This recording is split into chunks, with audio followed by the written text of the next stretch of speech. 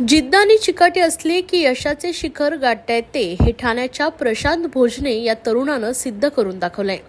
आई ठाणे महापालिकेत सफाई कर्मचारी तर वडील प्रदूषण नियंत्रण विभागात चतुर्थ श्रेणी कर्मचारी। घराची परिस्थिती तशी बेताचीच आणि शिक्षणाचा वारसाही नाही।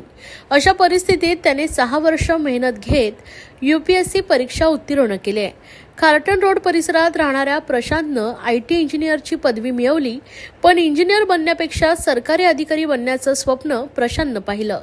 त्याची धडपड अनेक तरुणांसाठी नक्कीच प्रेरणादायी ठरणार आहे। 2023 मध्ये दिलेल्या यूपीएससी परीक्षेचा निकाल काल लागलाय। यामध्ये ठाणेकर प्रशांत भोजनेचे नावही झळकलंय, त्यामुळे त्याच्यावर सध्या अभिनंदनांचा वर्षाव होतोय। पण हा पल्ला गाठण्यासाठी त्याने तब्बल 7 वर्ष तपश्चर्या केली आहे। खरं तर प्रशांतचे वडील सुभाष भोजने आणि आई सोनाली भोजने ठाणे महापालिकेत चतुर्थ श्रेणीचे कामगार आहेत। त्यांचं शिक्षण 10वी पर्यंतचे, पण आपल्या नशिबी आलेलं काम आपल्या मुलांनी करू नये ही त्यांची इच्छा होती। त्यातूनच त्यांनी आपल्या 3 मुलांना शिकवलं। यामध्ये प्रशांत आधीपासूनच हुशार होता। अभ्यासू प्रशांतला आईवडिलांनी IT इंजिनियर केले। आता आपली परिस्थिती सुधारणार असं त्यांना वाटलं, पण प्रशांतच्या डोक्यात सरकारी अधिकारी होण्याचा विचार फिरू लागला। त्याने तसे आईवडिलांना स्पष्ट सांगूनही टाकलं आणि यूपीएससी परीक्षेच्या तयारीला लागला।